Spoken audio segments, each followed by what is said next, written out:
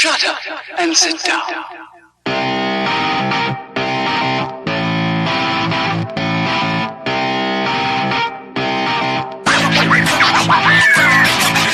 Howdy, everybody. Matt was going to start this show, and he's wrong. I'm going to bring it on in because you're listening to episode 138 of Third Shift, and I am one of your hosts, Eric, and as always, with me is the sad banana, the mumbling, stumbling, goobing man himself. Look at him. You hear that? You hear the sadness? What an awful intro. What an awful intro. Yeah, it's not an awful intro. That was a glorious intro. Cut him off. You stop. Cut him off and put it in like my Irish intro. I don't know. No.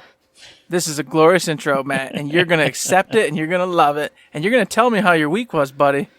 Well, it was a pretty good week, I think. Like, it was another one of those weeks I don't really remember having a week. Like, I went to work, and I came home, and I don't know, I read my book a little bit, and made dinner, and then I went to sleep, and then I went to work again. But one thing I did do that was cool over the weekend, I told you about it off air. I went to Fireworks Glass Studios and made this glorious, beautiful paperweight right there. Beautiful. It was pretty cool. I mean, obviously they had the actual, like, glass people, like, doing the majority of it, but, like, you picked out your colors, you got to twist the molten glass around in them to make the shapes, you got to use the tool with a guy, holding the molten glass part, and then the other dude, guiding you with the tool. But you did it. I made that. That's mine. I made it. I picked out the stuff. I made it cool. It's looking cool. It's looking fresh. Except it's not cool because it was super goddamn hot in there because it's molten glass. I was just like boiling. They're like, oh, hold this. And I'm like, hands are just sweating, body's sweating, face is just like, I got out, my face was all red just because, it was hot in there, dude. Oh, yeah, I know. But it was a lot of fun and something cool that I've never done before. So it was definitely cool to go do that. And now I have this here forever. It's going to be on every desk that I ever own, every job I ever go to. Boom. There it is. And I'm going to lock it up at night so nobody freaking steals it because it looks good. Yeah. And if they don't like you, they might pick it up and slam it onto the ground. Right? Well, see, they'd have to really goddamn slam it because this is a big, heavy... Let me listen to it. That's me just setting it down. Some of the hatred some people have for you is probably strong enough to do just that. But if he's a little Spider-Man like that guy, he'll probably pick it up and like his joints will all give out. I don't know. Why is he allowed to have something so heavy on his desk? He's got a really peculiar voice. It's really distinctive. If only I knew somebody who sounded like that, I could probably pick out who it was I was talking about. Crazy town, Matt. You're crazy. So just in case, I won't say what I was going to say about what I could do with the weight of that thing. Not going to say that. What I am going to say is I was playing some good video games over this week. This is probably the last time I get to talk about Thronebreaker, except for on What You Play in Third Shift, which is on the Patreon, which you'll hear about more later on in the episode, because I platinumed it. It's done. Woo! I did it. Congratulations, sir. I would say I did all the things. There's still some other moral choices I could make, but I made all the big ones. I got all the trophies, the achievements. I did it, and I beat it, and then I went through and just beat it all the way through, because I got the last trophy a while before the end, so I went through, said my goodbyes to my characters, and got an even better ending for one of them, because I missed his story beat the first time through, so that was really cool to see, and just a fantastic game. I was very, very sad when I deleted it off my console, but it's always there in my library. I can get it again, unless the digital library goes away, but that'll never happen. That doesn't happen. Everything's safe in the cloud, Matt. That's right. But then I was sitting there and I was like, man, now that I'm done with Thronebreaker, what can I do? Where can I get my Witcher Universe card battle fix? Aha. All the way through Thronebreaker, I was opening up those golden chests and it would say, hey, you unlocked this in Gwent the Witcher card game. Okay, I didn't like the last version of it that I played, but I downloaded the latest one, got all the updates, unlocked all the things, and then as I was playing it, like, every card animates, but it was, like, super slow and awkward and very, like, stuttery, and I was like, oh, man, that's terrible. It's just my PS4? Is it really that old? And then I made a bunch of space on my hard drive, and now this is fucking amazing. It looks great. It's the most beautiful card game I've ever seen, ever played. So I've been playing a few rounds of that here and there. It's kind of intimidating in that game because, you get starter decks for the, I think, 5 different factions they have in there. But each starter deck also has, like, the whole card library is there for you to look at. So you get you get the starting cards, but then off to the side, whoa, well, what's this? I could craft that card. I could craft that card. So it's just like, blah. Here it all is. It's like, do I want to sit there for 4 hours and build the best deck right now? Not really, but at the same time, like, I don't want to just go in with the starter deck, even though I'll be facing the other level ones that just have starter decks. I'm like, okay, screw it. I'll go in. Boom. This guy's got a new leader. This guy's got new cards. I'm like, okay, screw it. I got to put in the 4 hours someday. I'm just going to do it.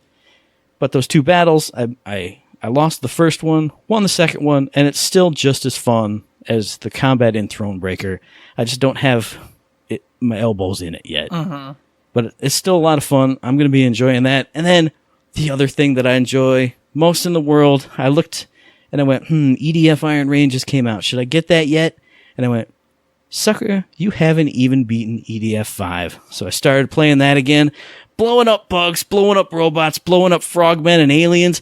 I just had a mission right now where like flying frogs came in. They got like little like pterodactyl wings, but they're stubby and short and they look ridiculous and stupid. And they fly in these big like spiral formations. There's big lines like going across the screen like this.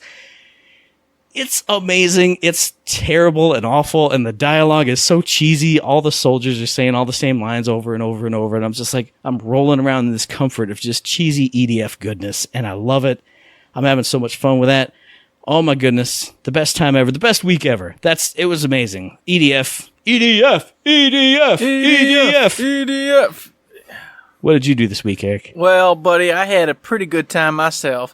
I didn't do much during the week. As you said, I work all the time. I don't even think about it real much anymore. But what I did do is on the weekend, both of my daughters and my wife had their recital. So we went to this beautiful Waverly High School auditorium, big old thing. Oh, nice. Yeah. Went in there. We had it all set up. They had these giant murals and balloons and everything going. Real nice production. Daughters came out and danced, and of course, you know, me and the wife. We're not doing Southern the whole voices. show. We're not doing Why Hillbilly. Why can't I do Hillbilly? Come on, man. I'm trying. Oh, listen, I live in Charlotte, and I need to for get your Chartucky personal life. You can get your Hillbilly accent exactly, in. Man. I'm trying to live up to where I am now. Okay. Remember, I lived in North Carolina for a few years, so I do actually have a Southern accent to an extent if I want it. All right. When you live in a place for a long time, things happen. Shameful. Just saying. All right, fine. Jeez, Matt. Well, screw it up. It's fine. For your week, you can be a hillbilly. That's fine. Got to live by match rules here. All right. That's how the whole world should be, actually. Oh, my God. You see, everybody, this is what I deal with. I can't even do what I want. I said you can do it for your week. Just do it. Just do it for your week. So, the wife and children had a recital, and it was fun. It was actually a good time. We all were there, recording, taking pictures, and the wife, of course, had to go halfway through and get it ready for her own dance. So she gets up there, and I start, taking pictures, doing the whole thing. She's terrified out of her mind. She's got that super focused face on, not smiling. You're supposed to smile the whole time you're dancing. She ain't smiling nothing. She's just focused on doing the moves right, getting the bits and the parts going. She does a great job. Gets off, comes back, and sits back down. And she tried to hide the camera and the camcorder and everything. But, of course, I found it, and that's why I got the pictures. And then, she pulls it out, and I go, hey, got some great pictures of you. I swear to God, I'm going to kill you. Turns out a couple I agree if you don't want pictures taken. Yeah, exactly. And turns out a couple of them she actually liked and kept. So I said, see, there you go. Now you can put yourself in your scrapbooks and the memory books, and you can't tell me that I don't take pictures. Look at that. There you go. I did it. I took the picture. It was great. That was fun. Girls had a great time. They all did very, very well. Afterwards, had a big celebration dinner, a lot of fun. The girls were all yapping and just giggling. They even saw a couple of their teachers come in to eat at the same place we went to, so they ran over and said thanks for having us this year, all that good stuff. It was a good time. I enjoyed it. It was a hustle. It was crazy. It was commotion in business. I talked to you about it, how huge of a production it is to get around and ready for this thing. Yeah. But oh well, afterwards it's memories. And what else was I going to do? Play a game or something, like Borderlands Game of the Year edition? You want. I don't know. But I did a lot of that anyway, because that's the only other thing I did of note was play Borderlands Game of the Year edition. And coming back to that game, so much fun. Great. I explained before how the music seems to put me to sleep, because it reminds me of Diablo 1. so I have to listen to my own tunes when I play it. But beyond that, oh man, I'm good. I love just questing, going and doing all the stuff I remember, except for racks. Okay, I just hate them. I hate them.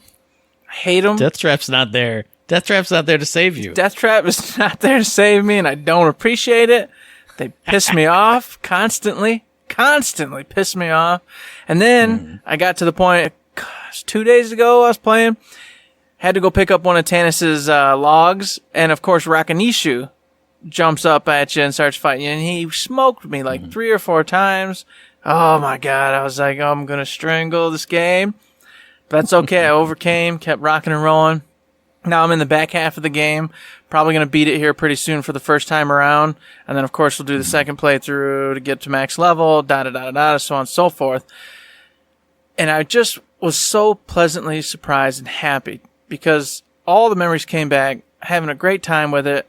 And then, of course, like I said just now, Rakanishu, when he comes up, bam, just like I said, back to Diablo 2 when you had to fight the goblin or whatever down in the first little pit you find named Pit. It's Rakanishu. He's the resurrected little goblin boss dude. And so I was like, oh yeah, I remember it's all coming back. All these old times, all these old games are so much fun. So I was pleasantly surprised. And then of course it looks great. And I'm just like, man, they just need just all my favorite games. Just take all my favorite games from back in the day and just remaster them all. You know, don't change it up. Don't be crazy. Yeah. Just make them smooth, make them streamlined, make them pretty, and I'll play them all again. Every last one of them. Yeah, this is putting me in the mind of a total side tangent here, but there was I think it was Super Bunnyhop, a channel that I watch on YouTube occasionally, and he went to Japan and was doing a special on like the pachinko games, and apparently they basically remade Metal Gear Solid 3, my very favorite Metal Gear Solid game, for the pachinko machine. Like, so, you know, you play the pachinko and then it would show the scene of, like, Snake running around and, like, actually doing gameplay stuff, and it looked gorgeous. And I was just like, oh my god, if there was any way I could rip that code out of that machine and play that version of that game, I would pay $1,000 for that. I'm swearing up a storm, but I was that excited. I saw it and I went, that's my dream, my fantasy right there. Well, how can they show that and then never release something like that? So I agree 100% based on that connection right there. Yeah. And well, just look at it this way too. Resident Evil 2, I know you didn't really play that one too much, but Resident Evil 2 they just redid again, and that's gorgeous, fantastic. What a phenomenal game. Mm-hmm. I think this is the way to go. We don't need new ideas. Just take all the classics and all the great old games. No. Now we don't agree. Now we're going too far? Okay. All right, I'll reel it back in. How about this? What we don't need is Call of Duty 7. I agree with that. Take resources for that and give me Metal Gear Solid 3 total redo. Okay. Oh. I like that idea. Except for if you like Call of Duty and you're listening, hey man, no, it's cool. I like Call of Duty as well. Yeah. Maybe they can remaster Modern Warfare again for you. Yes. See, there you go. I think they did, didn't they? One of them. They did. Yeah, there you go. Look at that. Then they'll do it again. So yes. Just keep it alive. It's fine. Yeah. Goodness. So that was my week. Playing the Borderlands, going to the recitals, working, having a great time. And now we're here doing a podcast. Wow. And of course, we did another podcast earlier this week. That was IG2G episode 51. We had all kinds of good stuff to talk about. Oh, the best topic in the world. Man, we talked for like 45 minutes on that topic alone. It was nuts. Yeah, that episode was way longer than it needed to be, but hey, whatever. It was a good time.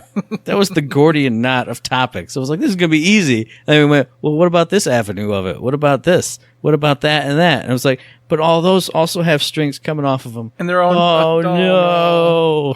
It's everywhere. I don't know how to put it back. Oh, man, but that was a lot of fun. Coming up next week, there's nothing on a Tuesday. We don't have a Talented Tuesday. I wrote that down. I don't even know what that means anymore. I don't have talents on a Tuesday. I don't know what's a Tuesday. What? I don't know what that is. But what I do know is that we got shift codes for Golden Keys in Borderlands 2. So hit up the Twitter, the Reddit, the forums, the Instagram. Hit up your preferred shift code provider and get yourself some free loot. Man, Matt, I'm telling you. I've told the good people, you need that free loot. These games are back, baby. Yep. They're back with vengeance, okay? They're coming up with new stuff, maybe. Who knows? All sorts of things are going down. Oh, what's that? Yeah, I threw a lead in. It's true. I threw a Oh, lead man. in. Oh, you got to get these codes. These games are fantastic. Like I said, they've got upgrades galore for them right now. Get on there. Get it while it's hot. Get yourself some great guns and have a great time. So we'll come back to shift code concerns in a little bit. But we got some quick hit news coming at you. I teased the Borderlands stream team last week saying, I saw there were people, but I don't know what schedule is, or I don't know who it is. Now we have hard and fast details via the Twitter, via an image that I could click on and read, instead of a Twitter widget that I don't know what that is. What is it? I'm an old man. Yeah. I can't even function on a keyboard. I don't know what these buttons are. It's crazy. Finagling things. He's got 4 headsets on right now to do this podcast. We've seen this, and really, this is true. So we did get the official info on that stream team, and what I'm impressed by is that pretty much every day you have at least at a bare minimum 8 hours of Borderlands content at twitch.tv/Borderlands. We also got 2 people each day. Monday we're going 10 to 8, Tuesday 9 to 7, Wednesday 8 to 5, Thursday 10 to 6, and Friday 9 to 7. And I know they got some big names in that action, don't they, Eric? They do indeed. You're looking at Mitsu Show, Jolts Dude 139, Killer 6, Damn It to Hell, Gathalion, Charon Twitch, Admiral Baru, Professor Broman, Eddie Monster, and Test Games. These are your official go-to gurus, your Borderlands streamers, the one, the onlys, the famous. I know they must be famous because I've heard you talk about them. I don't know any of these people, but I see them on Twitter sometimes. I'm like, oh, there's that Gathalion guy Eric always talks about. And then he has like 1 million replies to his tweet, and I go, he must be famous. I look at all those numbers. Famous. He's Look at famous. those big numbers on the bottom of his tweet. I get That's like right. zeros and maybe a 1. Well, someday, Matt, we'll be famous too. It'll be fantastic. That's right. But yes, all those fantastic people will be streaming Borderlands The Handsome Collection, Borderlands Game of the Year Edition, and speaking of Borderlands Game of the Year Edition, oh my goodness, right? Like literally moments after we recorded the last show, Gearbox said, hey guys, we just put through a patch for the networking issues on PS4. Xbox One is still in certification, which we heard about literally on the stream today. But if you're a PS4 owner, good times for you. You get to party up with your buddies. I do like it very much, because I had this problem, all right? I couldn't get on. I was trying to play with a buddy, David of mine. I was trying to play with Sean and the crew. Wasn't working out. I had problems. Now they're fixed. Now we can play together, except for now we're all vastly different levels, which makes it not quite as fun. So I'm hoping to get around that. Me and Sean are still got a similar character level, so that's still cool. But my buddy David, he's left me in the dust. He's 60, and I'm like, woo, man, sorry, buddy. Yeah. So cool that they fixed it. It is a bummer that it took a couple days, but that's just the way it goes. I don't blame Gearbox whatsoever for that. It's just unfortunate. Now we're all split up. I'm like, dang it. But maybe we'll get back together, and maybe we'll be able to do some of the cool bosses together and have a great time. And now you were speaking of our buddy Sean, our close buddy, #1 fan of the show, and then you were speaking about bummers. This next bit of news goes hand in hand. Sean and bummer news. He lost 77 golden keys, man. He got his 75. He was so happy that he got a network update and he lost them all. Now, I saw he tweeted out to Gearbox saying, hey, can I get some help with this? I'm sure they got back with him via DMs and stuff. So we'll keep you updated when Sean keeps us updated. But keep a watch out. Obviously, some networking issues, some network like the patches weren't giving people the golden keys. Now he's got them, and then the next patch took them away. So just be a little careful with your golden keys. If you got them, just pop them right now. Throw them all just open. Spend them. Just do it.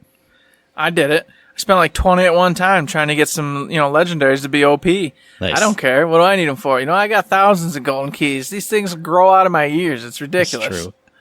I don't know what happened, but I get them. So I have my golden keys, everybody, and you should have yours too, because opening up treasure boxes, why, that's every man's dream, right? That's right, and we saw that on the Borderlands Game of the Year Edition stream that happened today at 6 p.m. Eastern at twitch.tv/GearboxOfficial. We had Elisa Melendez, we had Carl Shed, and we had Patrick Fenn, and they were there playing the game, having some fun, sharing a couple stories. I got beef with a couple items on the stream, but what did you think about it overall? Overall thoughts first. All right, well, the truth comes out. I watched about the first 40 minutes of it. I enjoyed it for what it was, but honestly, I've like I said, I've been playing it extensively. So watching them kind of go in, obviously playing it, I was like, whatever. Okay, I've literally just done all this stuff. But I did like how, especially in the very beginning, he was talking about how they had to re-go and do the lines and make them sharper. That's all he did for the intro. And then they were talking about how they were adding in tons of little details like the tires and then the skulls in the beginning.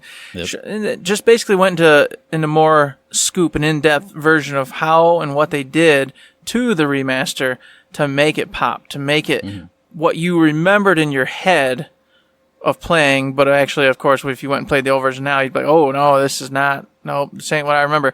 Yeah. It is, in the remastered version, exactly what you remember. And I was just appreciating how they were going back and forth talking about that, and then, of course, what they did to make it that way and some of the hardships they went through. And I know you, of course, got to watch the back 40 minutes of it, so I'm sure you know way more than I do. Well, I'll definitely jump on that train and say that was a pretty cool part of it. And speaking of like how the way you remember it, I remember that happening when we put in the Handsome Collection in our PS4s and then went, oh, we got to get back on the PS3 to upload the save. And I booted it up and I went, oh, that's what this has looked like the whole time? Oh, man. So going back even further to the original Borderlands, guarantee it would have been like, woof. Oh, my goodness. Night and day difference. Night and day difference. And there's certain moments where you can kind of see where they didn't get all the attention in, and you can see kind of where the old version still is there, and you're like, oh, dang, yeah, no way. They did tons of work to make this way better looking. It's nice. Yeah, I noticed that a little bit during the stream. It's like I would see a couple assets pop up and be like, that looks a little not like super new and sharp, and things that looked older. So you could tell they were playing on an older game, but it still looked nice and fresh and cool. It had it up on my TV. It looked good. I did have some beef with the stream, and then I had some good stuff. So I'm going to start off with the good stuff. I liked, since there were two devs, and I think they said at least one of them was there for the original making of Carl the Shedd was back Borderlands. in the day for the original Borderlands. Yep. Yeah, but they had a lot of good stories about making that original Borderlands that I didn't know about because I wasn't doing a podcast about them back then. Like the bit in the very beginning in Firestone where Claptrap raises the gate and he runs into it. They said that was just a total bug they could never get rid of. And then they just went, okay, screw it. Now it's a feature. Like they always say, it's not a bug, it's a feature. And they went, audio guys, just put in a bonk for his head. Oh, and then that's how they got him to be this clumsy, bumbling, idiot, stupid thing. Because he raises the gate up, and then before it's all the way up, he just tunk. And I'm sure not a lot of people notice it, but they pointed that out and showed it right there. And I was like, that's totally cool. I had no idea. Yes. That is some cool stuff. And just like you, man, I liked Borderlands 1. I loved it, but I didn't care about Gearbox or anything back then per se. Right. So hearing stuff like that and hearing all these little details, that is pretty freaking cool. Going back and going, oh, okay, that makes sense. It's awesome. And it actually worked out real well because that little scene sets the mood. Yeah, when exactly. that all happens. And you're like, okay, Claptrap's an idiot. It's comedy and ridiculousness whilst these dudes are murdering psychos. And okay. Yeah. And then it's kind of the same thing they were talking about when they kind of warped forward to the Zombie Island of Dr. Ned expansion. And they were saying, oh, yeah, it was kind of, we just wrapped up on Borderlands and we wanted to do something totally different, totally just crazy outside the box. And then they were saying, well, we got all these other new pieces we're going to put in, all these new assets, and we didn't really have, we were concerned about having the time to fit all this stuff in. They went, who's going to run this place?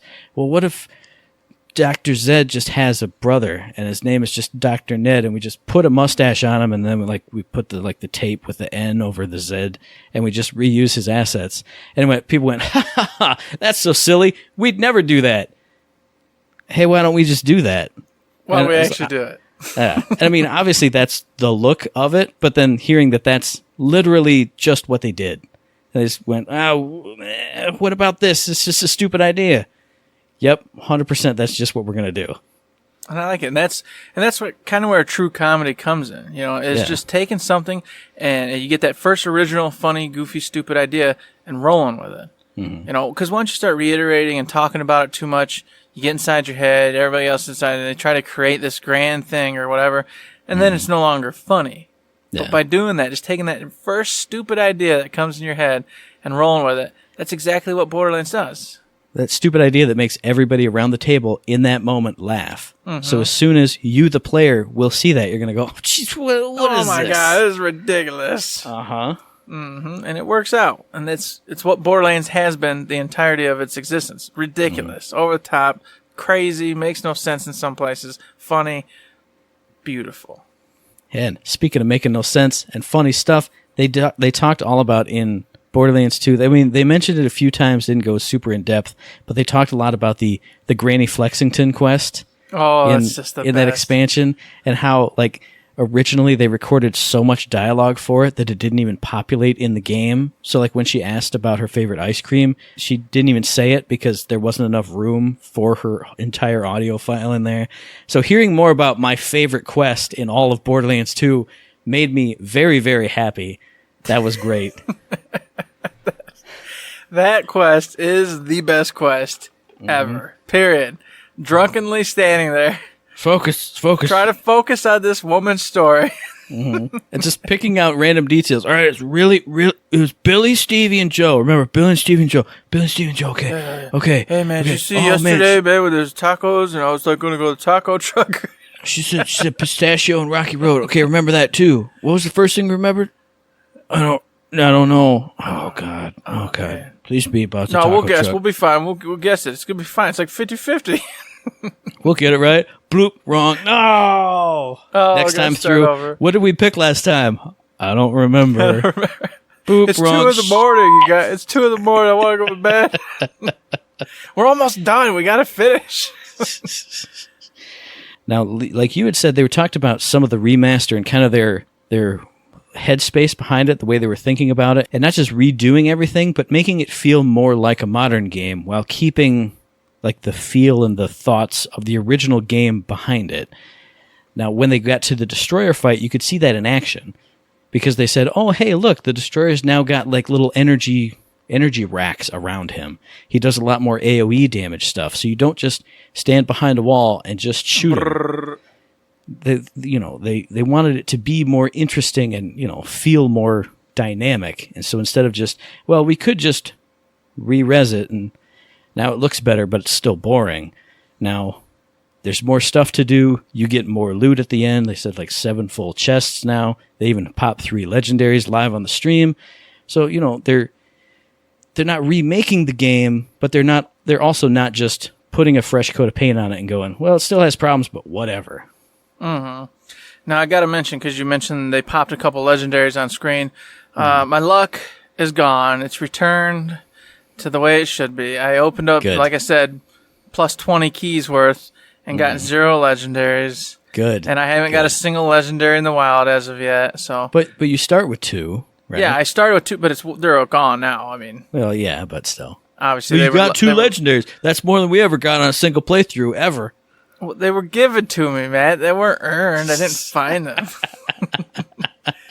So, sad to say, I think whoever at Gearbox monitors my system went ahead and pushed the trigger and got me back to where I needed to be, and I'm very sad about it. And then the last good thing on the stream before I get into the beefs, some legitimate, some are just me being me, you know how I am. Patrick Fenn, the whole time, had a beautiful WCW replica title on his shoulder. Ric Flair. And I was like, what's that about? Like the big old gold belt. And I was like, God, that's gorgeous. And nobody said anything until like 3/4 of the way through. And he went, oh, hey, in case you guys didn't know, we're all huge wrestling fans around here, and we do pay-per-view pick'ems, and I won the WrestleMania pick'em, so I'm wearing it to show everybody who's boss. And then even Elisa was like, so what's everybody think about the superstar shakeup going on? And I went, God damn it, what am I doing here in this place that I hate, in this company that sucks? Why am I not down there making video games, talking about wrestling with people? God damn it. God damn it. We're in the wrong career. We talked about it a million times, Matt. We fell in a hole, and it was like 40 feet deep. Oh my God! Can't get out. Jesus Christ! It's all right though. Oh, I was just like, oh my God, this is my people, man. These are my people. Oh God. I'm sorry, Matt. I'm sorry that these individuals make cool games and love wrestling, and where you work, nobody likes games. Nobody likes and wrestling. everybody hates nerdy. If you even read a book, you're just like, what a freak. Look at that guy reading a Yeah, book. oh, Who would ever Adventures read? of Zarzar, the king of Cocoa, man.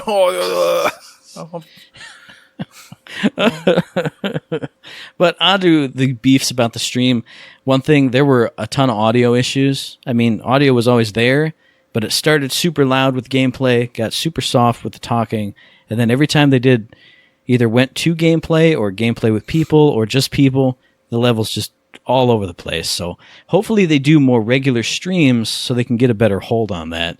I mean, it wasn't unbearable, but my TV audio, it's always like at the max at like 5. I don't know why. That's just how my TV is. I had to turn it up to 30 at some points to even hear anything.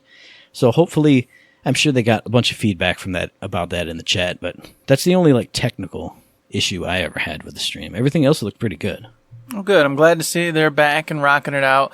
I haven't seen too much from Gearbox Official lately, so with this, hey, maybe that's the start of new things. They're going to get the audio issues fixed, toned up a bit. And they did already clean up the Twitch stream itself. Because when I first uploaded it to check it back out, they had all that dead air in there and everything. That all got cleaned up. So now if you go click on it to like rewatch the countdown it, stuff all that's gone. Good, it literally just starts, so you're only seeing the stream itself. Fantastic. Somebody's on top of it. You got somebody back there thinking, cleaning things up, making it nice for the people.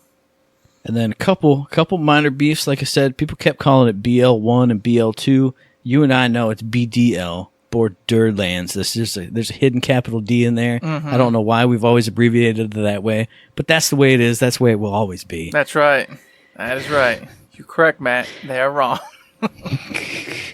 And then also, when they first handed the controller to Carl, he was like, oh man, what's going on here? Why are my controls inverted? Real men don't play inverted. And I went, no, that's wrong. You are not my people. You get out. Real men play with inverted y-axis controls. Do not shake your head. Do not say no. This is my life is a flight simulator. When I look up at the sky, not a flight simulator. when I look up at the sky, I have to like hold my arm like this and go and crane back. exactly. And I afterburner out. I normally have my arms out to the side and I put them back further. Yeah, just you've been playing Anthem. You know what it's like. Yeah, there you go. No, you're terrible, Matt. These terrible humans with inverted controls. Get out of here. Get out of here. No, it's how it should be. It belongs in a plane, and that's it. I belong in a plane, Eric. I belong in a plane. Oh, Brian's got a couple. I'll get you over here. We'll get you in a plane with Brian. There we go. I'll ace combat my way out of this situation. I'll ace combat my way down to Frisco, Texas, and meet up with my people, with my real people. You'll just parachute right on in. Hey, everybody. People will be like, oh, did we order parachute donuts today? No, I'm just here to work. And they'll go, cool. All right. Here's your desk. And I'll be like, sweet. You good at anything? What do you do? Let's interview I'll say, whatever you need me to do. I just parachuted through your roof. You know you want me. What more do you need? Nobody will be upset about that. And then one other thing I did pull out of here. I figured I'd pull this out and we'd say it on the show so we could make fun of Brian and how stupid he is, because that's always a fun time. But they were saying, oh, hey, any pro tips for people who've never played Borderlands 1? And they said, well, play this one first because the mechanics change throughout the games. You're going to want to, going backwards is always hard. Then one of the guys, I think it was Carl, said, don't always default to just higher level guns. If you're, level 10, you can still use that level 5 gun as long as it's got good stuff on it, good effects. And it took me back to those days playing with Brian and saying, we'd look at that gun on the floor and go, oh, man, that's kind of an upgrade for me. Oh, that'd be a good one for me because it synergizes with my thing. We'd be like, Brian, does that gun work well for you? Oh, it's better than what I got. Okay. And then we'd see him like 5 minutes later. Why aren't you rocking that gun, Brian? Well, I found a better one. Better one? Yeah, it costs more, so it's better, right? Mm-hmm. Yeah, I remember that. My eye just twitched right now. Just saying it, just reenacting the situation. Because I remember just going, I had my whiskey in my hand and I just went, oh, it started to shake. And I went, you had to shove it in your mouth. More, quicker. That's true. I was like, oh, nope. No. We're not talking about that. Dude, what did the arrows change? Oh, no, it costs more. Just choke my microphone here. Never mind. But you know what? He was a beginner. He needed that tip. Maybe we failed to give it to him. I guess you're right. Hey, Brian, does it have elemental effects? What? I don't know how far we should go into this. Yeah, because if we asked him any questions, his answer would be, I don't know. I stole it now. It's just mine. Listen to me. I threw it off the cliff. I'm going to screw up your whole night. Doodle-doo. That was why he was there. That's all he was there for anyway. It didn't really matter. That's probably why we never gave him the tip, because it didn't matter. But as soon as I heard that, I was like, well, duh, of course. And then I went, oh, yeah, there are people like Brian. And I was like, that's a good story for the show.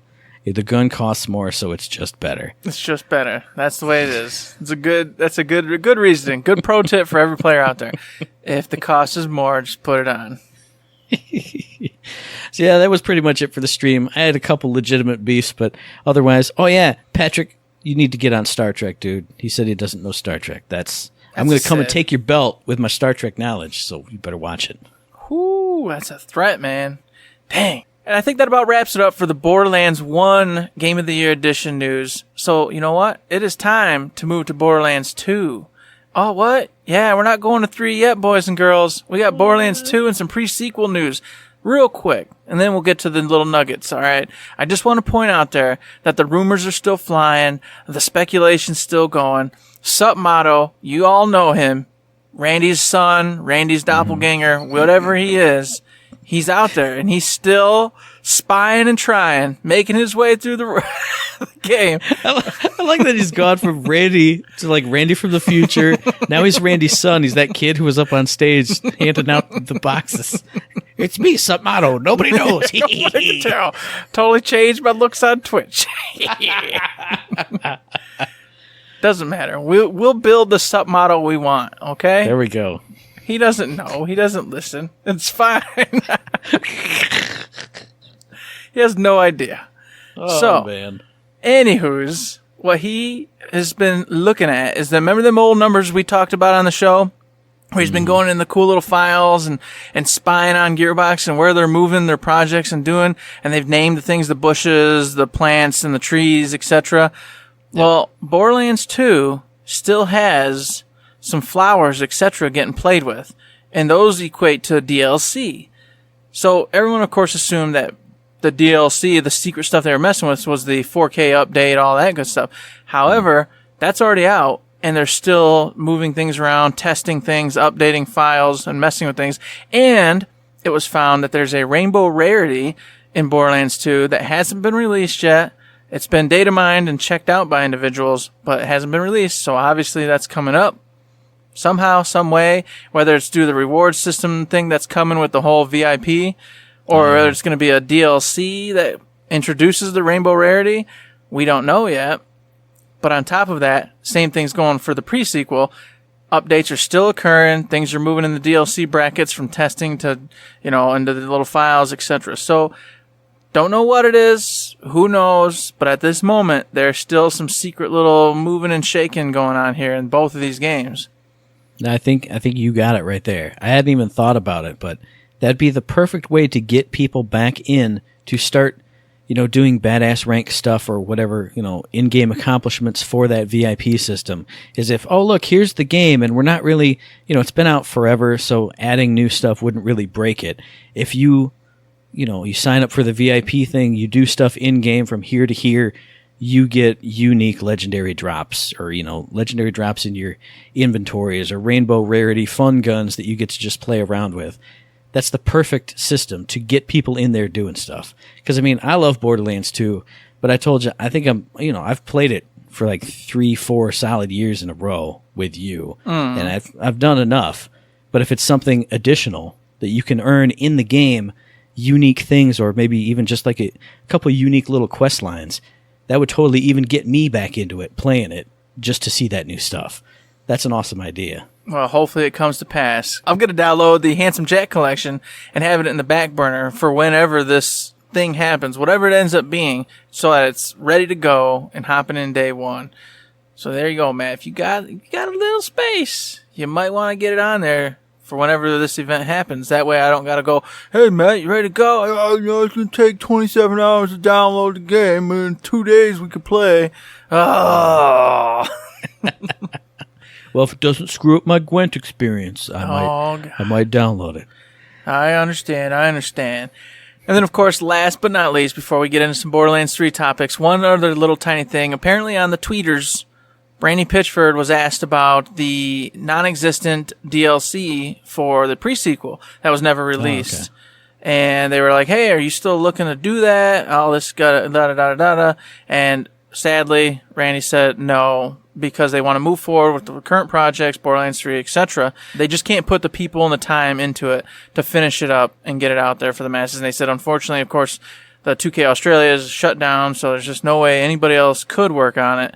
It's only them, and they just don't have the time or resources to do it right now.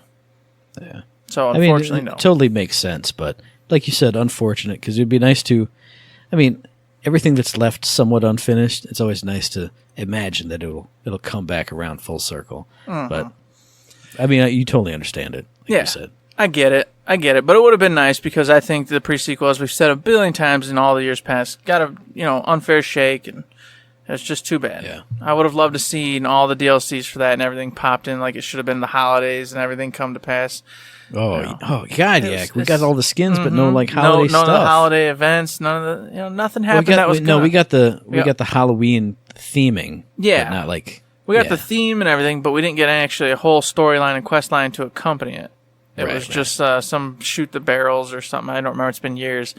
Well, you could get like a shotgun. Yeah, you got the shotgun with the rocket launcher. Wasn't there a boss?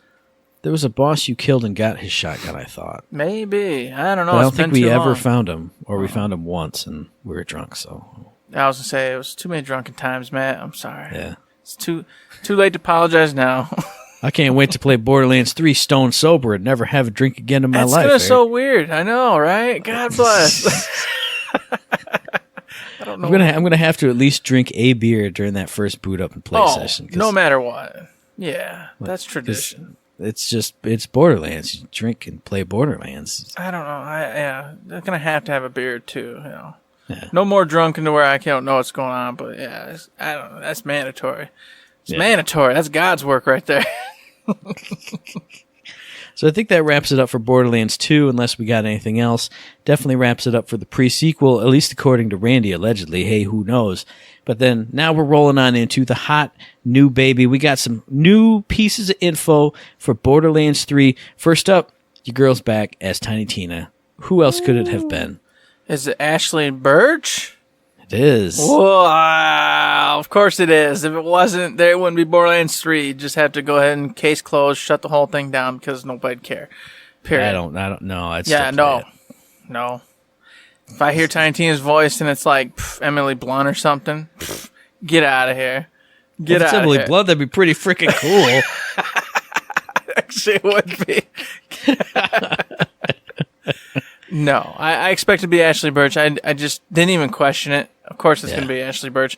It's too unique of a voice to do any other way. Yeah. I mean, you could do it just because she's 18 now, so you could make it be an older, crazier voice, but I do agree. If it's Tiny Tina, it has to be that voice. I mean, she's older. Her character's older. It goes hand in hand right there. I was going to say, Ashley Birch was a grown woman when she did Tiny Tina in the first place, and now she's even older, so she's just deepen it up, do whatever she does to make a womanly voice more womanly, and there you go. There you go. Perfect. I don't know how you make a womanly voice womanly. I'm a guy. I just so beautiful. Danny's definitely going to take offense to that, Eric. I'm sure. Thanks. How am I supposed to know how to do a womanly voice? So then the next bit of news is something you and I are both going to be super duper happy about, at least to some degree anyway. We've talked about it off air, but now we're going to talk about it on air. Slag is not going to be in Borderlands 3. It's going to be a nuclear radiation type of thing, at least according to Randy Pitchford, that will have the same effect as slag, making enemies more resistant to damage, but it'll also have a damage over time effect. What do we think about this, Eric? Well, just to clarify, it is actually official because they saw pictures of in-game play with radiation as the effect. Whoa. If you talk to Randy about it, he's going to get mad at you on Twitter. Hey, you know what? I don't care. I followed that whole thread. I read it, and I got sad, and I went, this is not the Twitter that I signed up for. No. Radiation is actually there. And then, of course, Randy did say that, no, we got rid of slag and replaced it. And part of me rejoiced, part of me was still sad, because the whole reason I hated slag was because it was completely useless in regards to damage and doing anything. Yep. And then you had to have it because it, of course, had, doubled the damage on baddies. And in OP levels, you needed that to progress. It was just dumb being forced to carry around a particular weapon to do a particular thing. We've talked about this. For every single encounter in Ultimate Vault Hunter mode. Yes. Not just like for a boss, silly. but, here's a tough regular-ass enemy. Gotta slag him. Gotta switch. He's off slag again for no appreciable reason. Okay, here we go. Yeah. So it was ridiculous. I hated it. I never liked it. I thought it was a terrible system. They went ahead and ditched it, but it's sort of the same. Yeah. They still makes it take increased damage, so you're still going to want it. It's still going to be something you're going to want to apply to enemies to get them down quicker. However, they added a damage over time. So at least when you're stuck using it, you're not a useless bumsicle going around with it. At least you're doing some damage, but obviously it's going to have to be nerfed to an extent because you can't have a gun that's going to do increased damage and it's going to have like a heavy dot. Otherwise, that'd be OP and everybody would just use radiation constantly. So I imagine the dot's not going to be super effective or super strong, but at least something there. I feel like it would have to be just strong enough to at least keep the shield from regenerating. So it's like, it's a pop, it's a pop, it's a pop. Maybe you have people who can extend their slag, or not slag, but I'll just say slag for this. Maybe people who can extend the duration of their slag damages when they're applying it to people. Maybe, Flak will get like a radiation arm or something. But I think the one good possibility with this is what we've discussed off air. Since Maliwan can have dual elements on the guns now, maybe those higher tier guns, one barrel or one chamber or one side will always be radiation. So with a click of a button, you're going radiation, he's radiated up, you click it back, now you're doing your fire damage, you're doing your corrosive damage, whatever it is. So it's a lot easier than, let me unlimber this gun from my back, pew, pew, pew, put it away, get the other one out. Now it's just on your Maliwan, poop, poop, there you go. Switching barrels out real quick, bada bing, bada boom, no big deal. Yeah. Yeah, it'll make it much nicer. I appreciate it that with those two things combined, I don't think it's going to be nearly as big as an issue as it used to be. But I was still, like I said, partly sad. I was just hoping they'd do away with it completely and just come out with a whole new element in general. Like, imagine like an earth element, something that rooted enemies to the ground. Oh, that'd be something like that. That'd be awesome. I know Cryo sort of does that, but it'd be nicer if you had something that did it but left you vulnerable to, other damage like poison, fire. Something like that. I don't know. I'm not a game developer. I'm just saying I'd prefer something that wasn't going to be mandatory. So that way I had to have it in my loadout somewhere, some way. I was glad to see in that Twitter thread, though, that there were a lot of people bringing that up. You always had to have slag in Ultimate Vault Hunter. So if there are enough people out there that realized it, there's enough people on the dev team that realized what a cumbersome annoyance. What a burden it was to always have to have it there. So I'm going to assume it's going to be better, because why would they not just make it better? I'm sure they did, because it's Gearbox, Matt, and they know what they're doing, and this is their baby. We're just little leeches. They're Gurnakora. We're the little leeches she leaves on the trees. That's a Thronebreaker reference, everybody. I'm never going to stop. Never going to stop. Terrible. Probably like 1% of our people even know what you're talking about. That's okay, because I'm that 1%. Hey, when you're the 1%, you don't care about the other 99. Let me straighten my tie right now. Look at you getting into the world. Money coming out my sleeves. But steering it back onto topic here. We're on the Borderlands 3 train. We're talking about news items. One thing happened, I think it was just shortly after we dropped the show last week. This was on the Borderlands Twitter account. They said, hey guys, why don't you guys take a closer look, a little more detailed look at our cover art. Check this out. And people were data mining and inverting colors and doing all kinds of crazy stuff. And Danny got her little inspector's hat on, and she went in there with a pickaxe and all this other stuff. So people noticed Morse code to the right, to the left. There was a cipher on the bottom. There were shift codes in the guns and all over the place. We'll buzz through it as best as we can, because I don't know what happens. I don't know how to do things. All the magic. Do it. I don't know. There's magic. Some magical codes and keys. I don't understand none of that. Science. It's crazy. First two were ones we already knew about. One was saying, where's the first Vault Hunter? One saying, who is the Destroyer? We talked about that on the last episode. Go check that out if you want to hear more about that. And then they also unlocked a shift code, or found the shift code in the codes and all the stuffs for the Maya Community Day skin and 5 golden keys. So if you don't have that, you better get that and enjoy yourself a skin. And hey, get yourself some more free loot. That's indeed right. There was some other thing with the moon equals key. And people were like, oh my gosh, what's that mean? Are we going back to Elpis? Oh, this is crazy. Or is there some other moon that's got a key that's going to be the key to everything? A Volt key? What? I don't know. And then people were saying, well, maybe it's not a moon, maybe it's a face. And who has a face that comes off, a detachable face that's Handsome Jack? It says mask the key to something. Oh my goodness. And of course I went on like Emojipedia and I pulled up that dark moon face, because that's what everybody assumed it was, because it was dark and had a face. And none of the ones from any of the providers, Samsung and Apple and all that other stuff, none of it looked like that. But to me, when I saw it, that was the moon face, the dark moon face.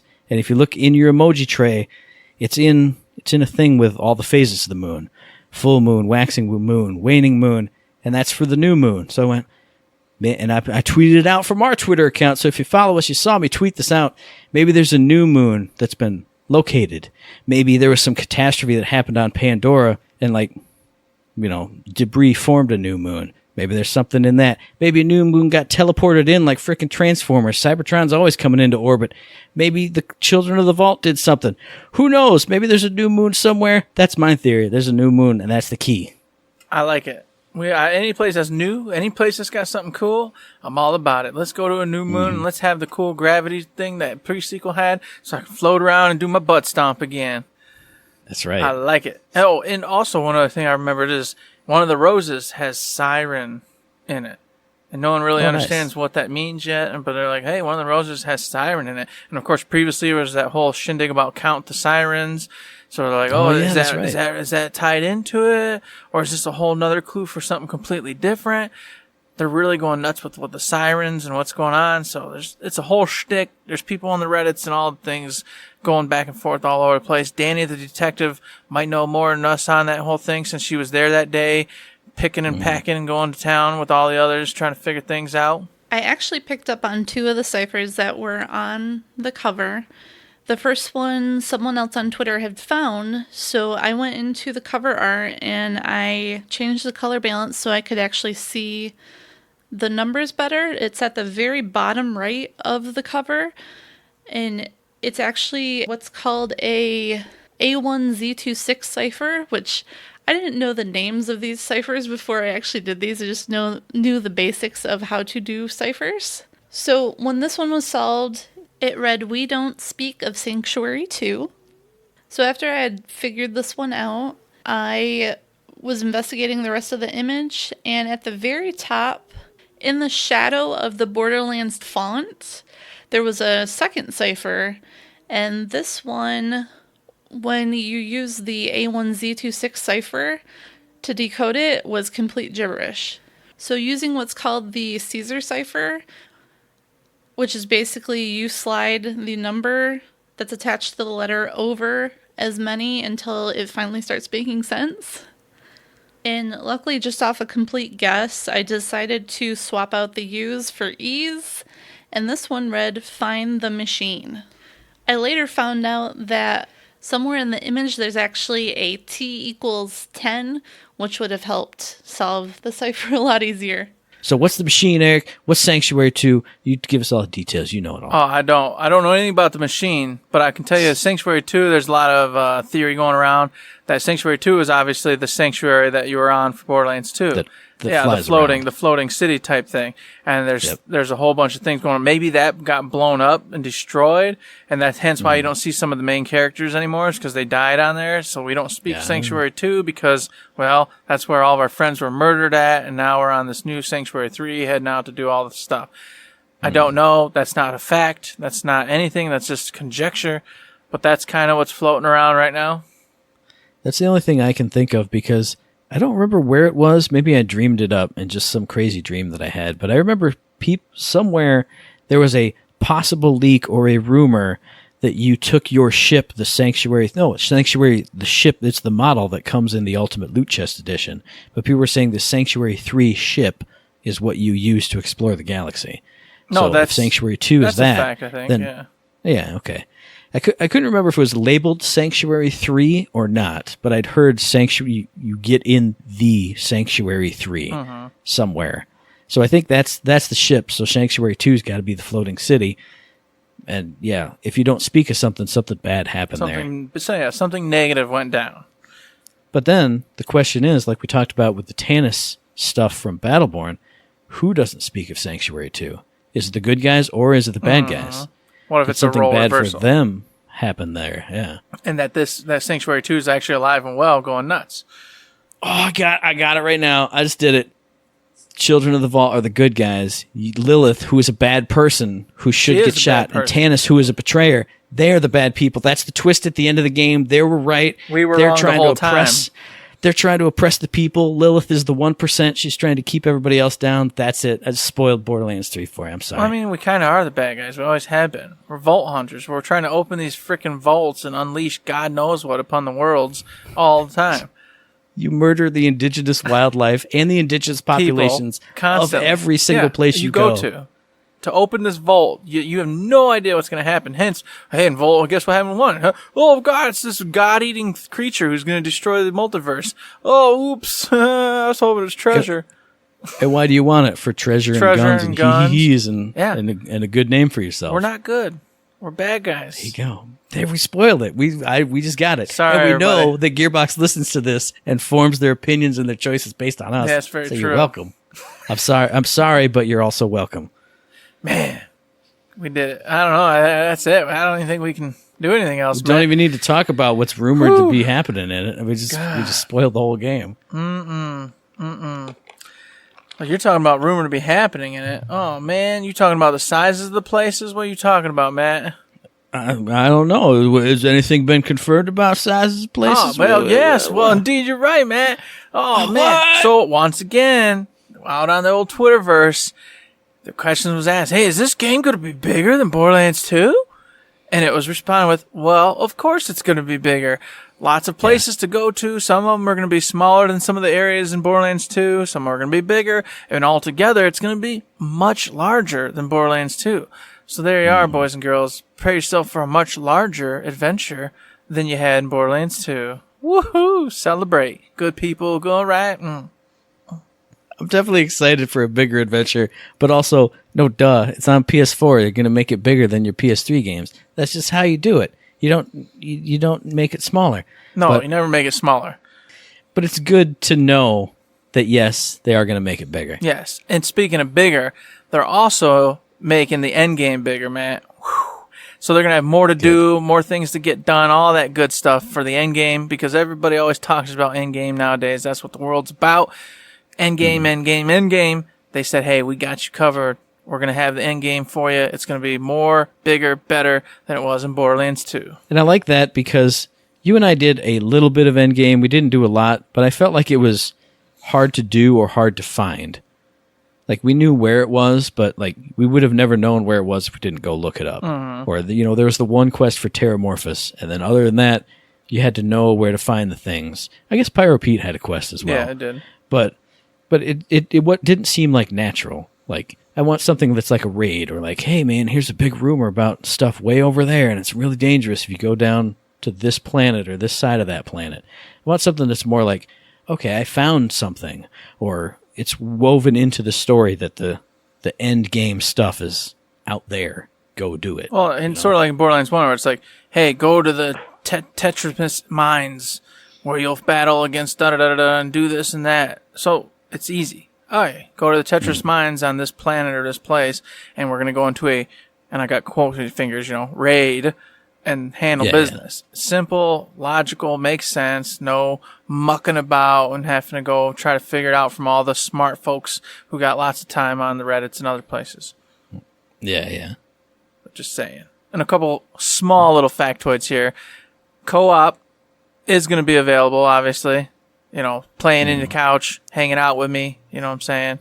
We can split screen that stuff. That's how we do it, man. Yeah. I come over and put my PS4 in a backpack. You got any cords here, Eric? What cords you need? Oh, man. And we take like 30 minutes trying to find chords. Yeah, we don't do that. No, we don't. No. But if you're playing with kids or whatever, that's going to be available. Obviously, the Borderlands game, I don't really think it needed to be said, but whatever. It's confirmed. Right. Another one, there will be Borderlands offline available. You can play the game all the way through offline. You don't have to have the internet. So all you folks who don't want to get on board or to play that stupid PlayStation Plus price, you don't have to. You can still play Borderlands 3. Hallelujah. Praise the Lord for you. And that is definitely good. Because, I mean, I wouldn't imagine that they would go online only or you always have to be online type of thing. But it's good to hear that it is possibly confirmed. Because where is this from again? This is from an IGN article, right? Yeah. Yep. This is all like a bunch of factoids up on IGN, but you can also follow the links and go to the Twitters and stuff where they got the actual information from. Most of it's all from tweeters. All right. You got me with the tweeters, man. I say it all the time. It's from the twits and the tweedlers, and I don't know why that one got me today. But yeah, definitely good news. I hope 100% of it is absolutely true. But I mean, it sounds like, most of the stuff is stuff that you would expect from the next generation of a Borderlands game. So I'm gonna put a stamp of probably on that one. I like it. Probably. And then lastly, for a little tidbit for you, the cross-platform, as of now, is something they'd like to do, but it's not going to happen because some people are not playing nice. PlayStation, duh, we all know it at this point. It's not a secret. PlayStation doesn't like anybody, doesn't want to do anything with anybody. There you go. Mm-hmm. We've talked about that on IG2G already, I think, like many episodes ago. But dumb, but I get it from certain business decisions. I'm not going to go into it. No. It's a shame, though. It's a shame. Yeah, it is a shame.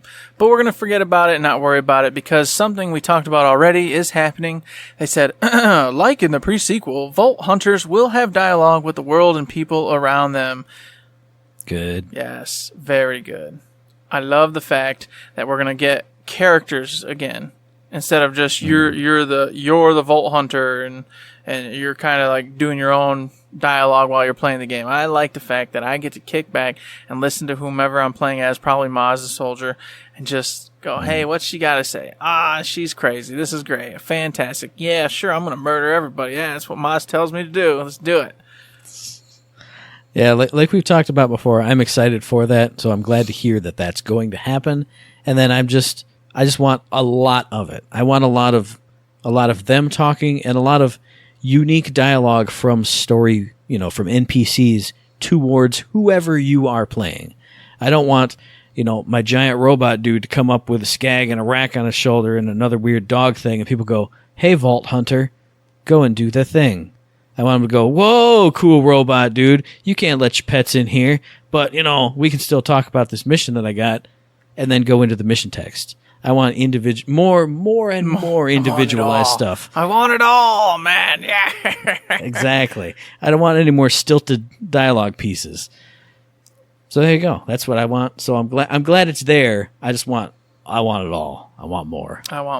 I agree with that statement. I want more. I want Borderlands 3 to have all the things.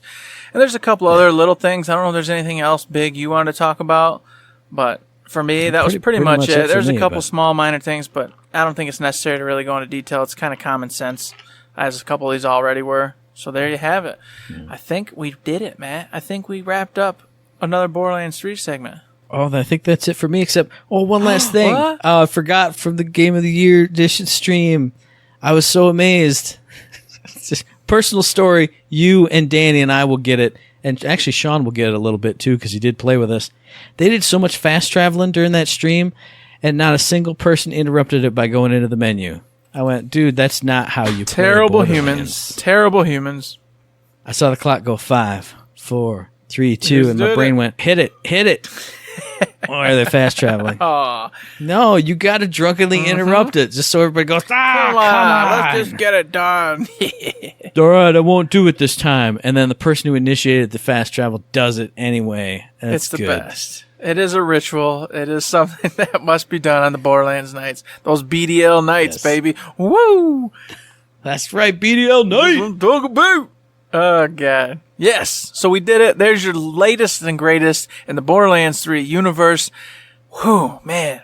This stuff happening constantly, Matt. This is nuts. It's all kinds of good stuff, and we love talking about good stuff, and you guys love hearing good stuff. And we like hearing good stuff from you. So if you guys got anything to say about what we said here, any thoughts, any ideas, anything that sparks in your brain, anything you wish that they would put in Borderlands 3, let us know all that. And if you guys got any questions, comments, concerns, any kind of feedback at all, send it to us via email at info@thirdshift.me, tweet it at us at ThirdShiftME, and find us on Facebook under Third Shift, because interacting with you guys is what I like to do the most.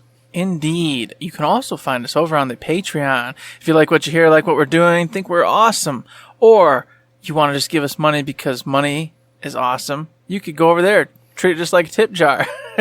$1, $5, the whole kit and caboodle. You know what? We got $1 million tier out there for any of you rich folks. I know. I heard tell that a lot of people are donating a lot of money right now to other causes. Hey, maybe donate $1 million to my cause, and we'll open up a food line and put babies in jars on it. That's right. And cameras, and we're going to do a whole thing. You know what I'm saying? It's going to be good times. Just saying. It will be. Just saying. You don't have to. Danny said she'd go in the Food Lion mascot suit. Yeah. She did say that. She did. I'm just saying, make our dream come true. Make your dream come true. Because who doesn't want to see us running a food line with babies in jars and Danny prancing around in a freaking mascot outfit all over the place? I think that's a great life. I know. I'd pay good money to watch it, and I'm the one who'd be doing it. Jeez, oh, Pete. But all jokes aside, we appreciate anything and everything and all of our past and present Patreon patrons. We love you. We adore you. We thank you so very much. You keep the lights on. You keep the bills paid. We appreciate all that you do. And if you can't donate with monetary stuff, you can also give us Facebook likes, the Twitter likes, the 5 stars on the iTunes, mailbag questions, feedback, commentary. All that is very much appreciated and helps us keep rolling and plugging away. And we're going to keep on rolling because this podcast drops every Friday. So we'll be back in your ear holes on the 26th of April for our very next episode. And you can find that episode on iTunes, on Stitcher, on Podbean, on Spotify, and on YouTube. And as I always say, if you like what we're doing and you'd like to help us out, please give us a like, a rating, a review, a comment, a subscription, any kind of good thing on any one of those good services, because it does help us out, and we really do appreciate it. And you know what else helps us out? A follow at twitch.tv/ThirdShiftMe. I'm up there getting confused by sexy robots. You know you want to see that. When I go through a big scene in Nier Automata, which I'm streaming right now. And their dress comes off. And I also go, I don't know what's happening. What just happened right there? It's so good. It's so much fun. Check it out. Give us a follow. Watch us when we're live, because that helps us out. Just keep helping us out. It doesn't cost you anything. It just costs you some of your time. And I make it a good time anyway. That's right. Matt does indeed make it a good time. We all try to do our best in our own little ways. So check us out. Matt out over there. Eric out and wherever Eric is. Danny out behind the scenes, little secret ninja. We're all here doing something or rather. By gods. Check Eric out. He's out doing community events all the time. I'm out taking care of sick people. You got kids out there, go to Girl Scouts. I do a lot of things. My life's crazy. And because our lives are so crazy, we're going to wrap it up right now, because there's nothing else to say but... Don't forget to save. Don't forget to save.